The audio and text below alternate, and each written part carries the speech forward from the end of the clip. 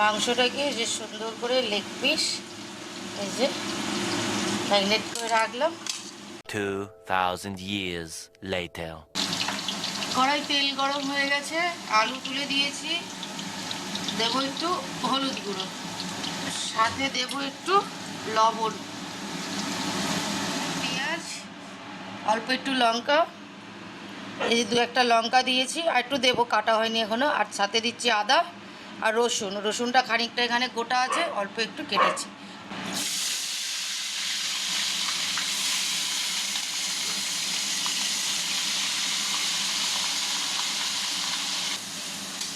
এটা আস্তে আস্তে ভাজা হোক, মশলাটা কষুক, আমি যে রসুনগুলো আছে লঙ্কাগুলো আছে ওগুলোকে দিয়ে দেবো রসুন বাটা দিয়ে দিলাম, সাথে টমেটোটাও দিয়ে দিলাম। টমেটোটাও একটু ভালো করে গলে যায়। সুন্দর করে মাংসটাকে মেখে রেখেছি, ওই মাংসটা এর মধ্যে দিয়ে, জল দেবো না, মাংসটাকে আজকে এমনি করবো জল ছাড়া, টাইম নিয়ে নিয়ে মাংসটাকে রান্না করব। মাংসগুলো দিয়ে দেবো এর মধ্যে, আস্তে আস্তে করে মশলাটাও হবে।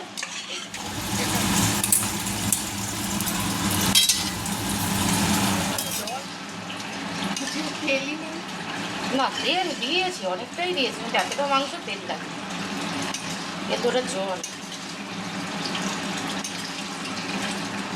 একটু নেড়ে ছেড়ে নিলাম, এখনও হবে। মাংসটার মধ্যে এবার আলু দিয়ে দেবো, আলু কেটে রেখেছি, আলু কেটে ভেজে রেখে দিয়েছি, কয়েকটা আলুর টুকরো দিয়ে দেবো, দিয়ে জল দেব না, এটাকে এমনিই কষা কষা করবো।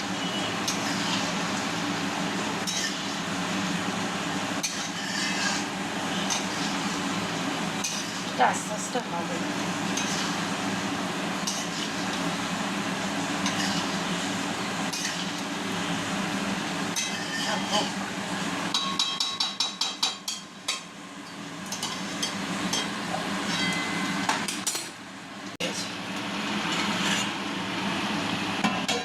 এটা ঢাকা দেওয়ার মতো এত বড় ডিশ নেই।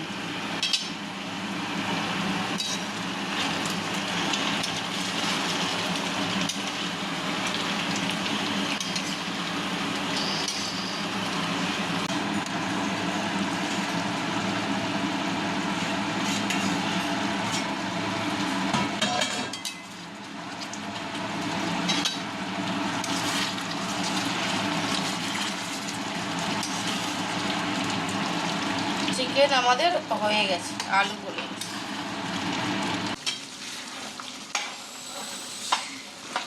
হ্যাঁ,